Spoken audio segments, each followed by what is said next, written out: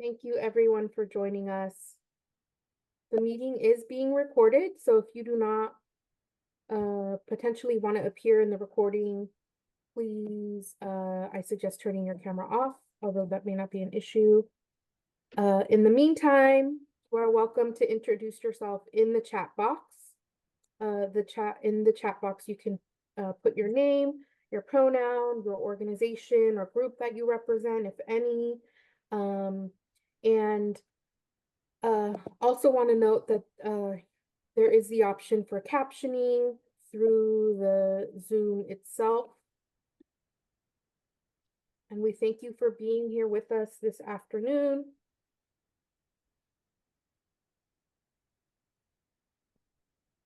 We're going to give it one more minute and then we'll get started.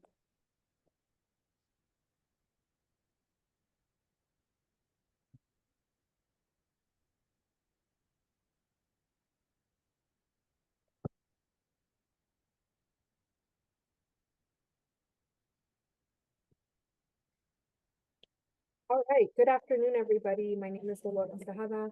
I'm the Director of Organizing with East Bay Housing Organizations. We have a slideshow that we are going to put up and kick off. This is going to be recorded. And just want to note that as well.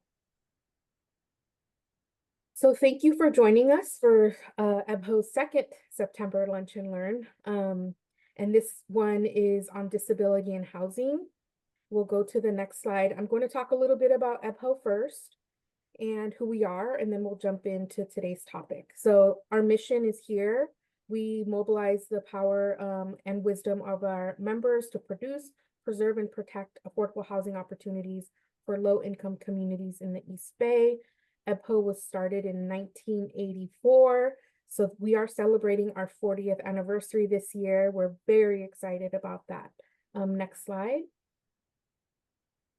So on this slide, you'll see the language of the 3 Ps, which is one of our, kind of models or philosophies, principles that we really guide our work. The first P is production, which is building more affordable housing, advocating for more funding for affordable housing development, housing element, public land for public good. Those are some examples.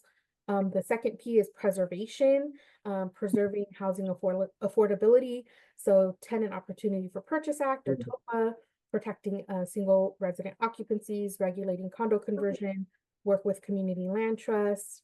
And then protection. So an example of protections is tenant protections. So protecting tenants from displacement, just cause for eviction, anti-harassment ordinance, and rent stabilization is some of the issues that we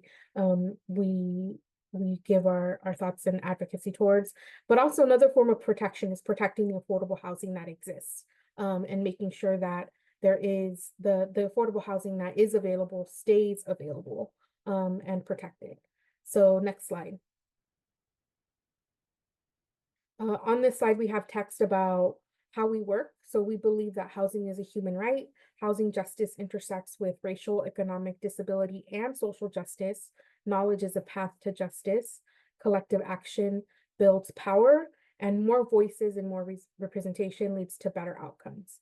And the other main bullet point is that our strength is in our membership. We have over 400 members. That includes organizations, groups, individuals, community members, faith leaders, faith establishments, and there's a lot of really great perks to being a member, including being able to be a part of our committees and meetings to share and push forward the work that we do. So if you go to ebho.org/membership, we have more information on what it is to be a member and to be able to sign up as a member as well. So definitely encourage that. Next slide. So we are in our membership drive right now. So this is the perfect time to join for 2025. And there is a photo here with the majority of the staff. This photo was taken in May at our 40th anniversary Affordable Housing Week kickoff event. and you'll see many of us in that photo there. There's also a QR code that just links to the membership website as well. And I think that is the last slide for this. We also have a sliding scale membership. So membership can be as low as $5 for community members who are on a limited income. And with that, I'm going to remove the slideshow and introduce our topic and our first speaker. So today we are going to talk about how affordable housing addresses the needs of people with disabilities. The CDC estimates that more than 1 in 4 adults in the US, or about 70 million people, have a disability, and that's just adults, making it the largest minority. People with disabilities face barriers to access jobs, equal education, and employment. In addition to systemic barriers, people with disabilities also face structural or physical barriers as well. So we see this in housing, be it through lack of accessible housing, lack of supportive services to ensure people can stay housed, and attitudinal prejudices. There's a lot to unpack when it comes to disability in general. And despite there being multiple policies to protect people with disabilities, such as the Fair Employment and Housing Act of 1959 and the Americans with Disabilities Act, which passed in 1990, there is still much work to be done to reach true equity. And we expect this to be the first of a series of discussions regarding the intersection of disability and housing. So this was not meant to be all-encompassing. For today's Lunch and Learn, we want to discuss one aspect of emerging models that are meeting the needs of people with disabilities, and also provide tangible ways that any organization or service provider can take to increase accessibility to people with disabilities. So our first portion is from Michai Freeman of Center for Independent Living, and Michai is a systems change advocate at CIL. Michai was born in Manhattan, but spent their formative years living in Brooklyn, New York, where she was bused 2 hours from home to attend a public school for disabled kids who were denied admission into a local school. The school resided in a neighborhood that many Black people would not walk in at night for fear of being targeted. And this was her experience of education in inaccessible public buildings, racism, and the marginalization of Black and disabled children in the public school system and society at large. In 1989, Michai came to California to attend University of California, Berkeley, majoring in Middle Eastern Studies. They later earned a master's degree from John F. Kennedy University in Holistic Studies with a specialization in nutrition. And Michai believes in true affordable housing for disabled working class people, police accountability and transparency, and full inclusion of people with disabilities. So we have a video from Michai who is going to share one tangible way that organizations can be more, or any group, anyone providing services can be more accessible to people with disabilities. And we'll show that now.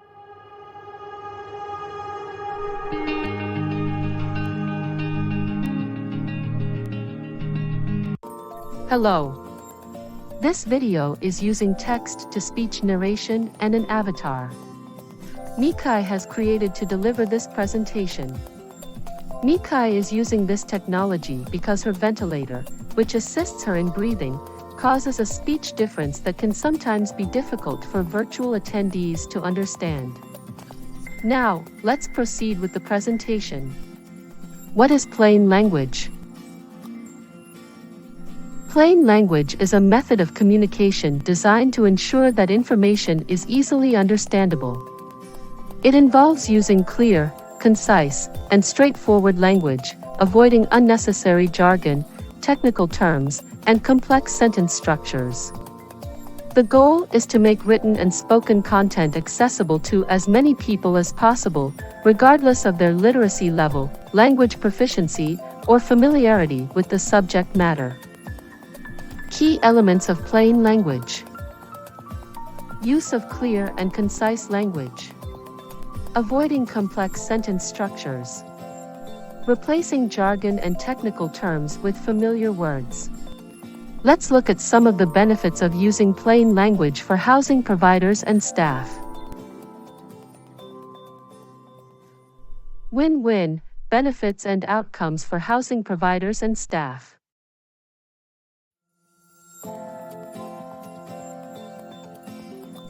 Plain language ensures that critical information like lease agreements, policies, and notices are easily understood by all. Many housing management agencies are required by law to provide accessible communication under guidelines like the Americans with Disabilities Act, ADA. Clear communication helps service providers ensure tenants fully understand their rights, responsibilities, and available services. Now let's talk about the benefits of plain language for tenants. Clear and simpler language will ensure that non-native speakers or those with limited literacy are not excluded or misinformed. This is also very important for individuals with cognitive and developmental disabilities. Tenants will be informed and more knowledgeable about how to maintain their housing. As we continue to organize to build housing that is the most affordable and accessible to diverse communities, it is important to uplift supportive practices to enable people to access information easily. These are just some of the win-win outcomes using plain language. It expands inclusivity and accessibility, and promotes effective service delivery. Also, using plain language in printed materials and when speaking builds trust and reduces confusion. I thank you for your time. For more information on plain language communication, contact Michai Freeman at mfreeman@the.cil.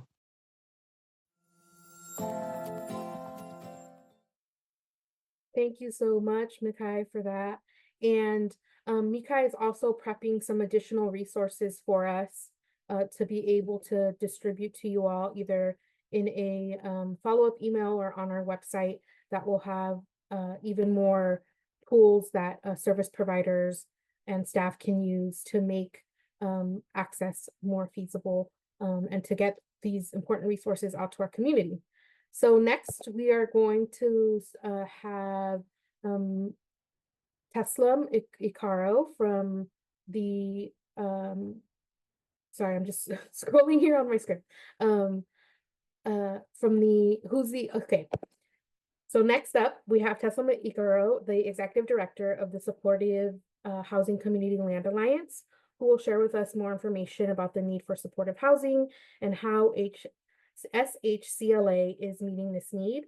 Teslim is an urban strategist, community convener, and impact investor, using finance, real estate development, social services, and policy to produce positive change. Teslim brings experience in mental health, homelessness, formerly incarcerated, and social justice disciplines to Supportive Housing Community Land Alliance. An Oakland native, Teslim grew up in the city's Diamond District, a neighborhood that is credited with helping to shape Teslim's worldview and belief that diversity is a necessary component for creating resilient communities. As SHCLA's first staff person and first executive director, Teslim is most excited about bringing the gap between academic research on access to high opportunity neighborhoods and SHCLA's resident health outcomes. So Teslim will be presenting, and I'll hand it off to them. Great. Can you hear me? Great. Thanks so much, Dolores, for that introduction. I know it was a lengthy introduction. I need to whittle that down a little bit, but really appreciate everyone making time to meet today. And we have a little bit of a presentation today, and I know we have an opportunity for Q&A, but wanted to provide an overview of some of the types of supportive housing that serve residents with serious mental health illnesses across the state of California, and also for us, more specifically in Alameda County. And so I will walk through my presentation.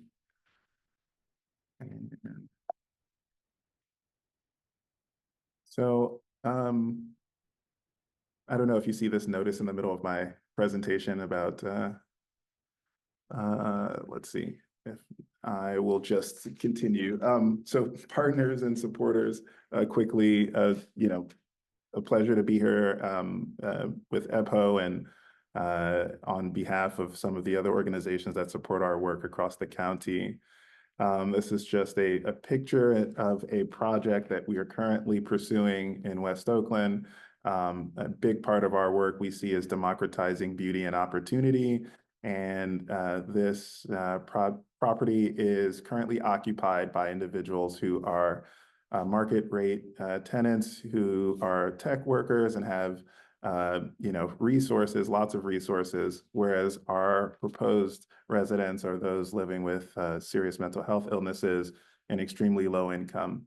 And so an opportunity to really define quality in the licensed boarding care space and to add to some of the great work being done by other providers. So this is a broad overview of the discussion today. I'll just start with a little bit of a history of SHCLA. And so SHCLA, or Supportive Housing Community Land Alliance, is a community land trust. We were created to increase access to mental health services for individuals within Alameda County living with serious mental health illnesses. The homes on our land are specifically designed for individuals whose income are 30% or less of the area median income in Alameda County. And so we really do this through two models, which I'll get into, but we work all across Alameda County. You can see there are several jurisdictions in Alameda County, and we are starting with 2 projects in Oakland, but plan to work all across Alameda County.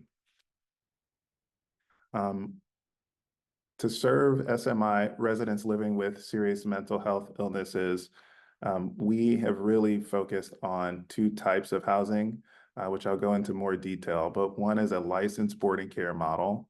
Licensed boarding cares provide 24-hour services, medication management, assistance with other activities of daily living like grooming or housekeeping. And then our family partnership, which is more of a supportive housing project that is geared towards independent living and works with parents of adult children with serious mental health illnesses who have the opportunity to co-invest with other families to create a long-term permanent solution for their adult children. And so as we look at the need, we know that there are several types of housing that serve residents with serious mental health illnesses. Our work is squarely in the adult residential facility, or RCFE, residential care facility for the elderly. These are commonly referred to as boarding cares, but there are a number of different housing types and a number of resources for organizations, housing organizations and developers to create more housing, more supportive housing in Alameda County and across the state. I wanted to highlight some of the sources, either for services or capital for projects. I know that there are some housing organizations on the call.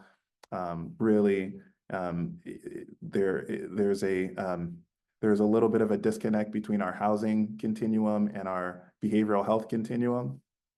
And so I think part of our work as an organization is to move licensed boarding cares and some of the other types of supportive housing out of the gray space and to ensure that it is firmly placed in the housing continuum so that we are able to align resources and effort and really see housing as a form of healthcare. And so specifically for SHCLA, as I alluded to earlier, our work really focuses primarily on licensed boarding cares.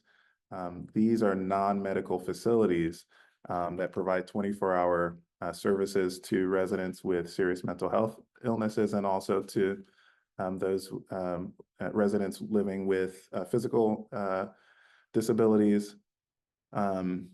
Boarding cares there's about 10,000 beds within Alameda County in about 500 facilities. Many of these facilities serve individuals with serious mental health illnesses, but also a significant amount of licensed boarding cares are operated in partnership with the regional center. You know, our work thus far hasn't had much connection with the regional center, given that you know, funding from the regional center is not squarely aligned with supporting residents with SMI, residents with serious mental health illnesses. But Alameda County, for instance, and other counties across the state provide what they call a patch, a PATCH, or a supplemental payment. Just to show, you know, wanted to highlight where licensed boarding cares are really concentrated in Alameda County, for instance. And so in the northern part of the county, in terms of Oakland and Piedmont, you can see a concentration of assisted living beds, so RCFEs, or the residential care facilities for the elderly, facilities for individuals who are 60 and above.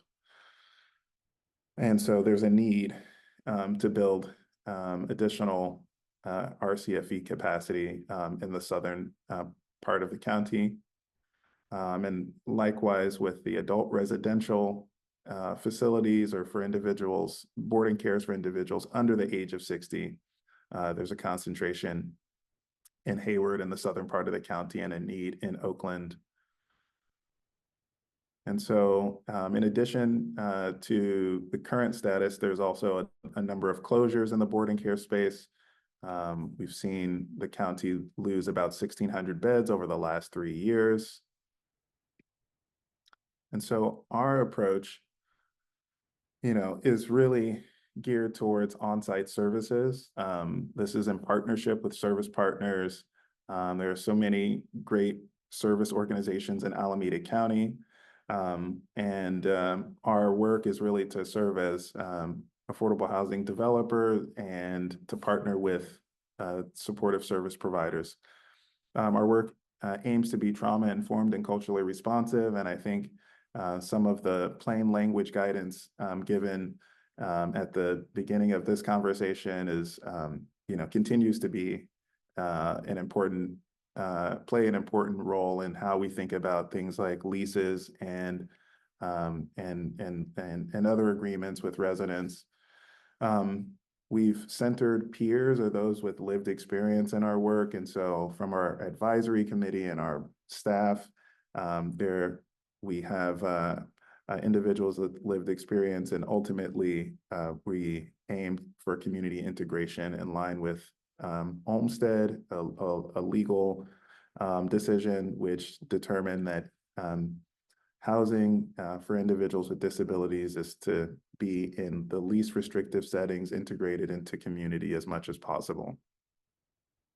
From a streamlining point of view, as a developer, there is access to a few tools as it specifically relates to supportive housing and licensed boarding cares. So AB 1766 is one of the ways that counties are notified when a licensed boarding care is set to close. And so counties receive notification. That notification gives the county first right of refusal or first opportunity to purchase that licensed boarding care to ensure that it doesn't close. And then AB 2162 is geared towards supportive housing, provides an opportunity for an organization going through the process of entitlements, of not requiring a conditional use permit. And so organizations can use this tool, which is a streamlining tool, which allows for an over-the-counter process and saves time and resources when trying to acquire a property. I won't go through all of these, but some of the evidence-based practices, just to know, as you know, as we try to bring more affordable housing developers into the supportive housing space, that these are some of the evidence-based practices that are a focus for us, and some of the evidence-based practices that can be used in projects. And as I wrap up, I think that, we'll definitely hear from the Kelsey coming up, and some of the great work that they've been able to do in terms of, inclusive design and disability forward, orientation of their work. For us, we have a few elements that we've included in our planning, which is biophilic design, or the use of plants and natural elements. It's been shown to increase one's connection and reduce feelings of isolation, and providing meaningful and purposeful activity for residents, which is a core component of recovery. And then lastly, the impact. If you're just thinking about, if there's a case to be made to elected officials or to others within city or county or state government, that a lot of this work in supportive housing is cost effective when measured against other types of housing, or other types of acute care facilities. And so, whereas boarding cares typically on average are receiving between $500 and $100 a day in Alameda County, there's the administrative cost of other types of housing that's often $1,000 or more. And so we are excited to continue at this work in supportive housing, and look forward to answering any questions. If you have any questions and want to reach out to me outside of this meeting, this is my contact information. So thank you. I will pass it back to Dolores. Thank you so much. That was a really great intro into the work that you're doing. And I think, to kind of touch on the last point, one of the key things about disability is that people with disabilities should be interdependent, should be integrated into the community. And so, especially if you just talk about it in dollar amounts, it makes a lot more sense to have people in community-based housing rather than in institutions. So thank you for that. And now we are going to have Fatimah Aure from the Kelsey, who is going to be presenting. And to tell you a little bit about Fatimah, Fatimah is the Kelsey's Director of Field Building and Capacity, with a communications degree from Northwestern University and a public policy master's from UC Berkeley. She leads the Kelsey's efforts to grow the field of leaders, advocates, and champions forward housing solutions. She dreams of a day when affordable, accessible, and inclusive housing is a given for any new developments. She is fueled by the Kelsey's commitment to a co-led movement by people with and without disabilities. She uses a cane for balance and coordination stemming from a neurological movement condition, and she is born and raised in San Francisco. She is now an Oakland resident with her husband Seth and dog Duke Ellington. So Fatimah, take it away. Sure. Thank you for that intro. It makes me sound so fancy. Are we taking questions now, or should I have Ken wait?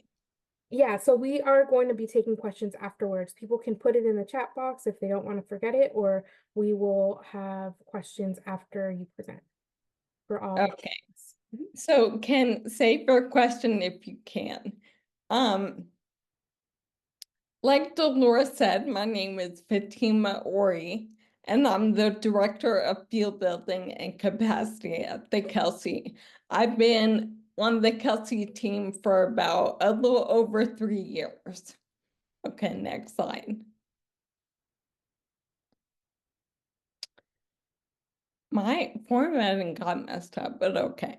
So just to give you a sense of what our mission is, we say that we are pioneering disability forward housing solutions that open doors to homes and opportunities for everyone. Next slide.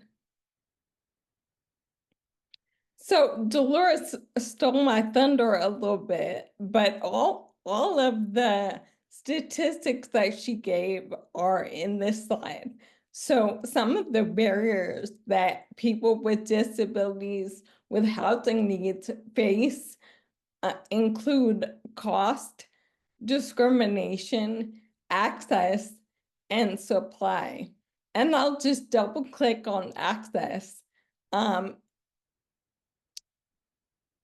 very small percentage of the nearly 70 million Americans with disabilities involves accessibility. So I think it's less than 6% of the available housing stock in the US is even accessible to people with mobility or sensory disabilities. Next slide. So I love this slide because it shows how we feel about inclusion.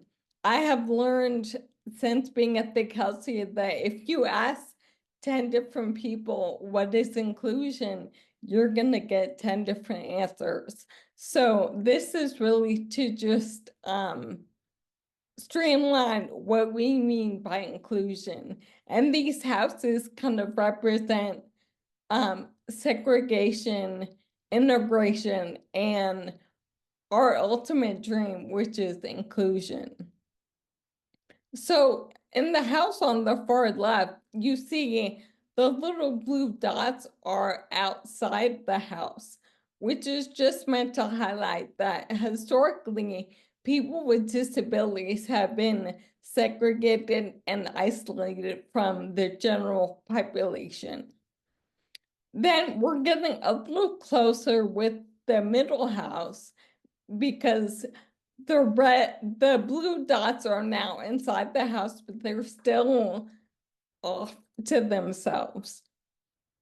And what I love about the house that is furthest to the right is that this represents the vision and the dream that we have of true inclusion where people with and without disabilities are living in spaces together.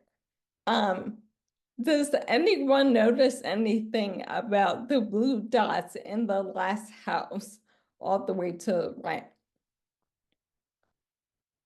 I will go ahead and tell you, the blue dots have gone from being navy blue to all different shades of blue. And this is really to recognize the fact that even to people with the same diagnosis, disability is different for everyone. So we have light blue all the way to navy blue because being a person with disabilities doesn't mean you just have one set of access needs. So I love this because it really demonstrates in pictures what we're trying to do. Next slide. Okay, I think this is a disability justice picture of people protesting. You can go to the next slide. So I've already told you a little bit about our mission. So we are headquartered in San Francisco, but we are making impact on a national scale. So our team is about 20 right now, and half of that are people local to the Bay Area, like me, and the other half are sprinkled all over the US, LA to New York to Florida. Okay, next slide. So if you don't take anything else away from this presentation, I just want to go over the types of housing that we support at the Kelsey. And we support mixed income community, including homes for people with extremely low income. So affordability is the first checkbox. Next slide. And the second is accessibility. We believe in cross-disability design that supports a diverse set of access needs and located with access to services, amenities, and transit. Next slide. And finally, we support housing that is inclusive. Integrated communities that includes homes reserved for people with disabilities who use supportive services with on-site programming, amenities, and staffing to support inclusion. And I'm just now realizing that I didn't put a slide in here about our developments. But right now, the Kelsey has 3 developments, 2 in the Bay Area, 1 in San Jose, and another one in the Civic Center neighborhood of San Francisco. And because we really wanted to be seen as a national entity, we very purposely did not want our 3rd development to be in California. So our 3rd development is in Birmingham, Alabama. So we are trying to cover as many bases as possible. Next slide.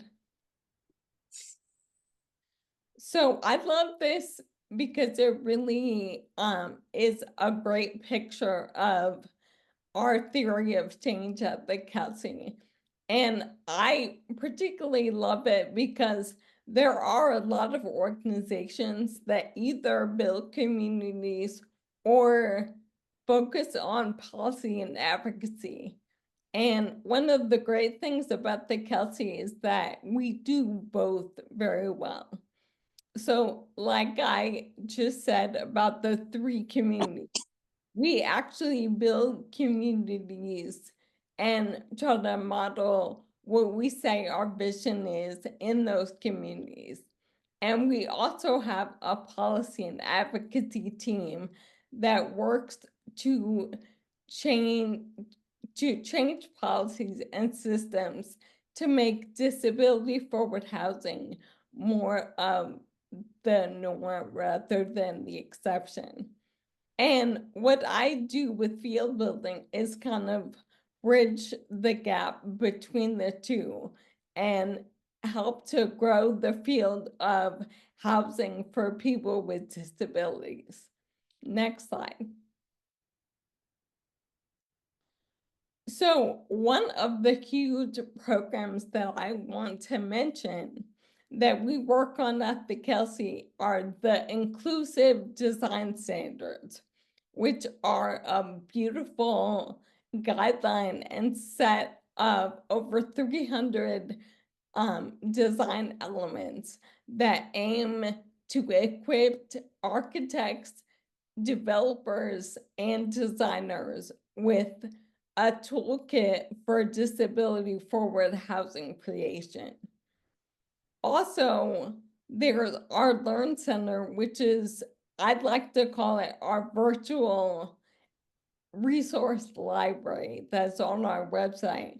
And both the inclusive design standards and any resource that you find on our website can be downloaded for free.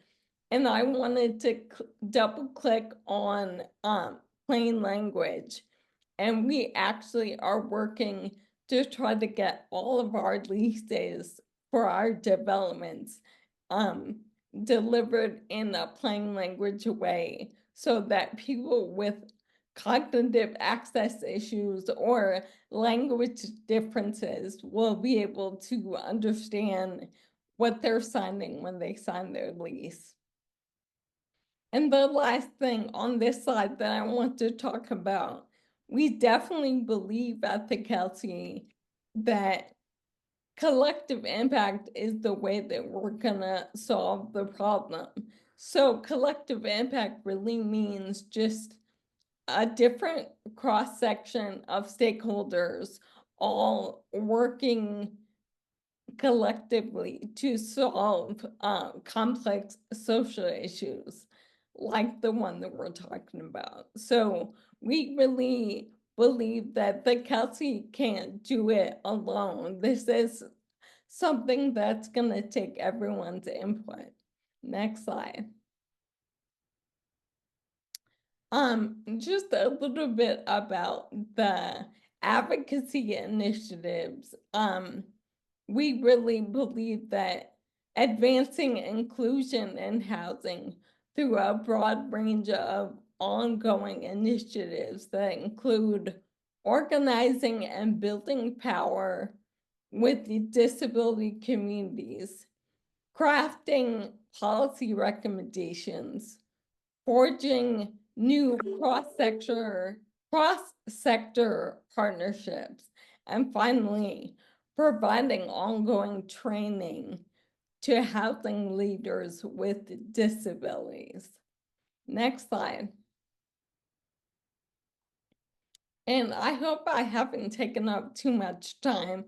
This is my last slide, and it just is kind of like the highlight reel of what the Kelsey has been able to accomplish in the last 6 years. I won't read all these bullets, but I want to share that we've built over 225 homes in development in the nation's most challenging housing market, which is here in the Bay Area. So I know I went fast, but I'm happy to answer any questions, and I'll pass it back to Dolores. Thank you so much for that presentation, Fatimah. I also really appreciate the Kelsey's work in some of the initiatives that you mentioned. I know the Kelsey has a really great website and kind of like a whole lot of information there and reading and videos that are really useful for people who want to learn more about the Kelsey's approach and the importance of housing people with disabilities. So now we are going to go to question and answers. I will go to Ken first. And I'll ask Ken to unmute.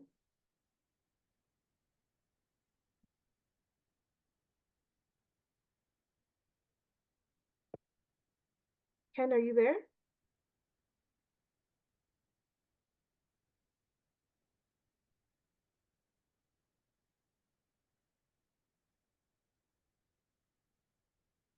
All right, I'm going to ask the audience if you have any questions that you would like to ask.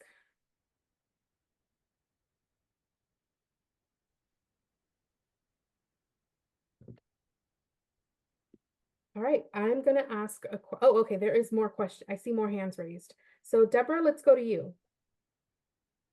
Yes, thank you, Fatimah, for that presentation. It was wonderful. My question is,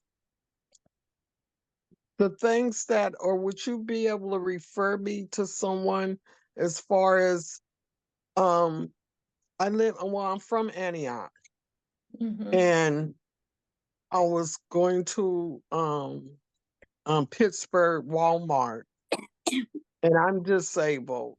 And just so happened I didn't have my scooter with me that day. And so my daughter went in to get the buggy to bring out so I can go into Walmart. And there's a block where you can't take the buggy out of Walmart. So there's no possible way for a disabled person that just can't walk to get from their car. Because I even had that problem at Walmart. I mean, not at Walmart, at Target, but the Target's closed down now, where they wouldn't let you bring the cart out, but my in-home care worker took my car and backed it into the driveway and brought the cart up to the door, to the car door. And then she went and parked the car. But is there any resources you can give me to complain on that situation? Not That's that I it. can, not that I can think of. My first thing would be, there has to be someone in management at Walmart, in the location that you're talking about. So I don't know. I think that would be probably the best thing, to talk to someone in management and explain the problem that you're faced with. I also, Because I can just, yeah, I I was can jump thinking in here. about calling the TV station Um, and letting them know. yeah, getting some press always will bring attention to the issue for sure. I think one way to start is to reach out to your city council member as well, Mhm. or your. Okay. Mhm. Thanks for your question. Okay. If you have a question for Teslim or Fatimah, please feel free to raise your hand. I see Nyla has her hand raised. Hi, can everybody hear me? Yes. Yeah.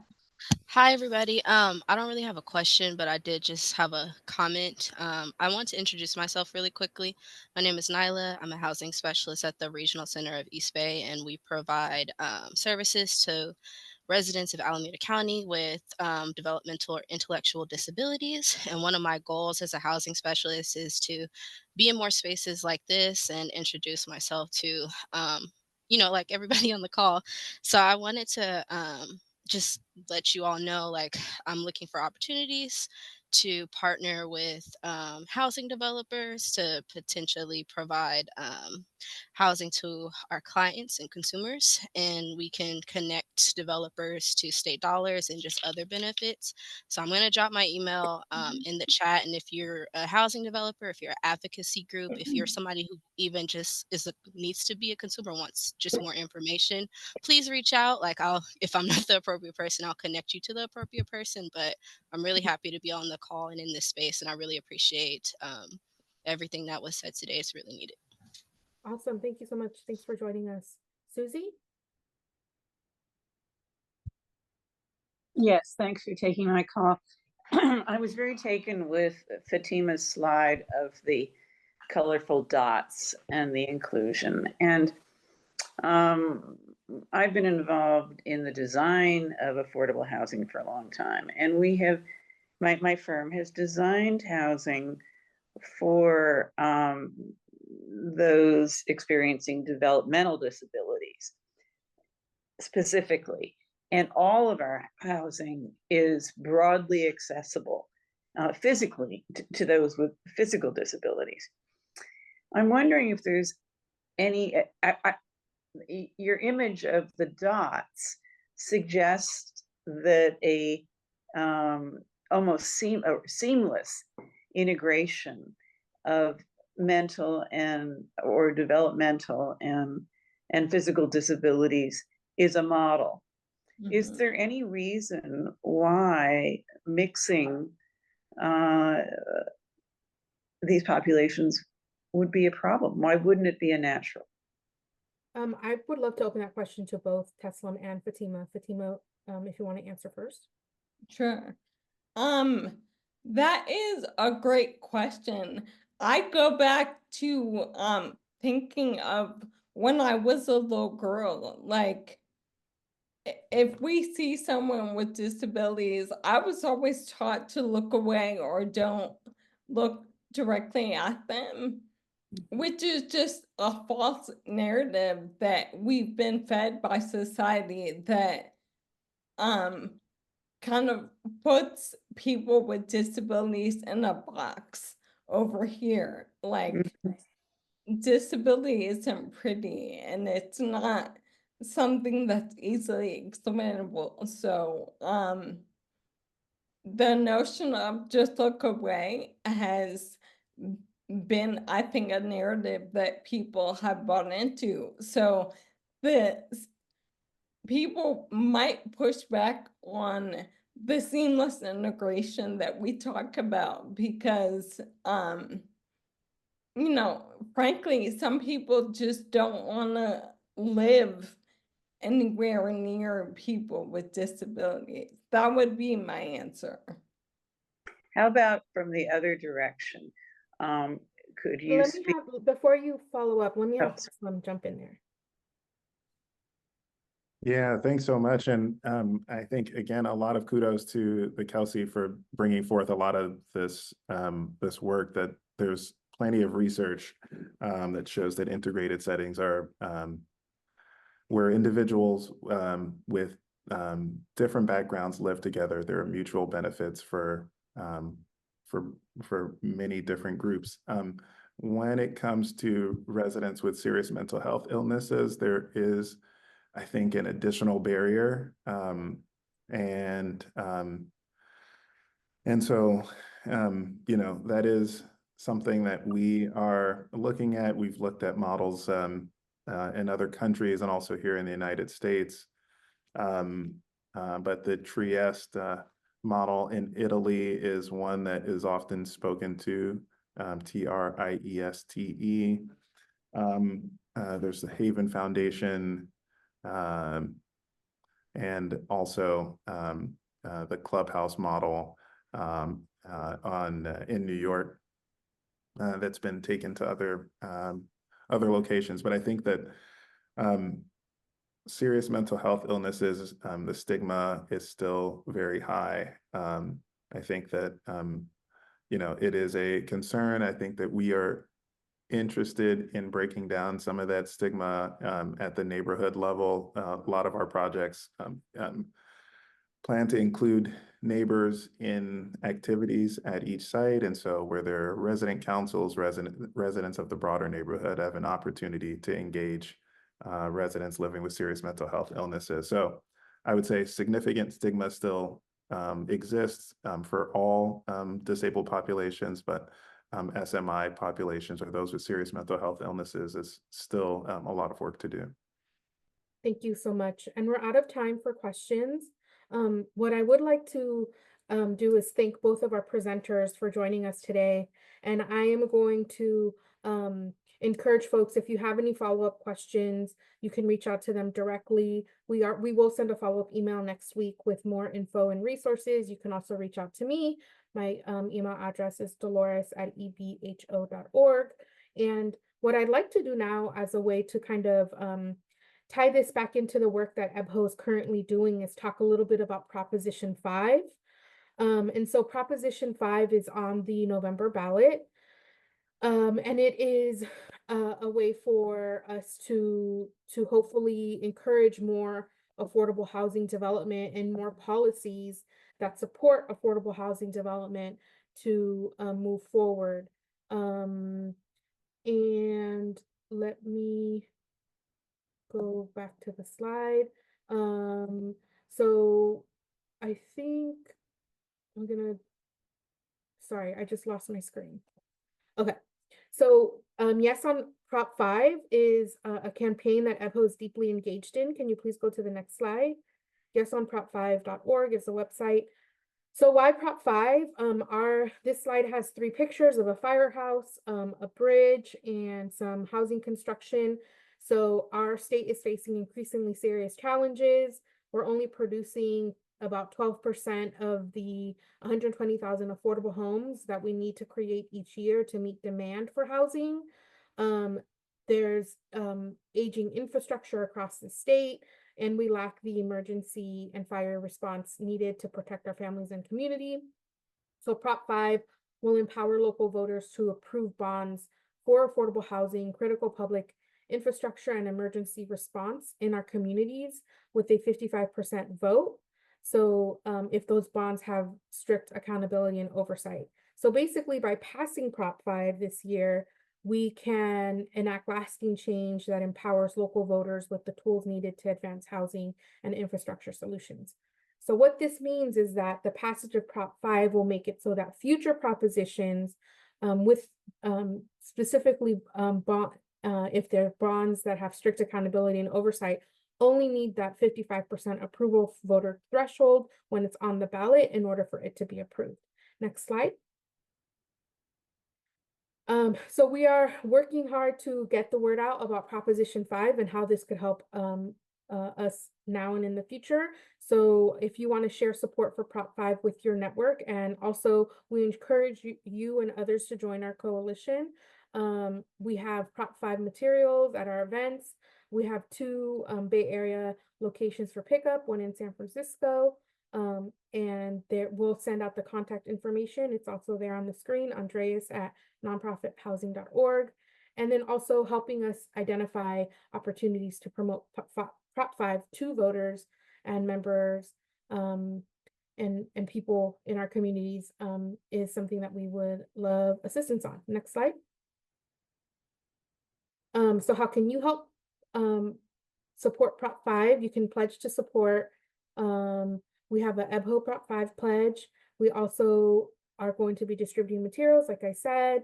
You can hold a postcard party where you send postcards out to your community. We are going to do some phone banking. We have tabling at events.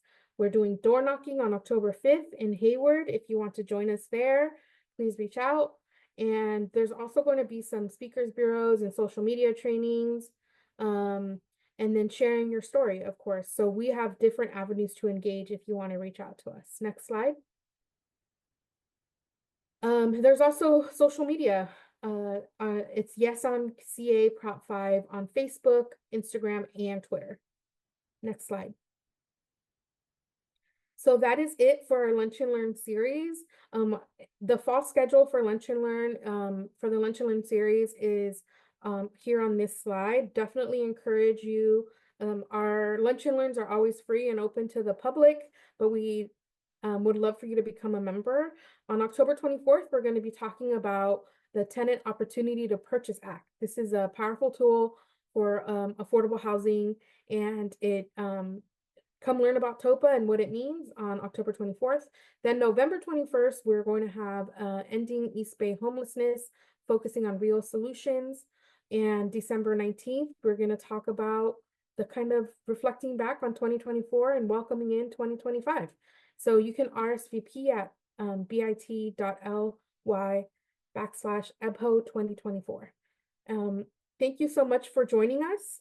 That brings us at time. And of course, this is the first of a series of conversations on disability and housing. There's still a lot more to touch on. Thank you to our 3 presenters, and we'll see you next month. Bye.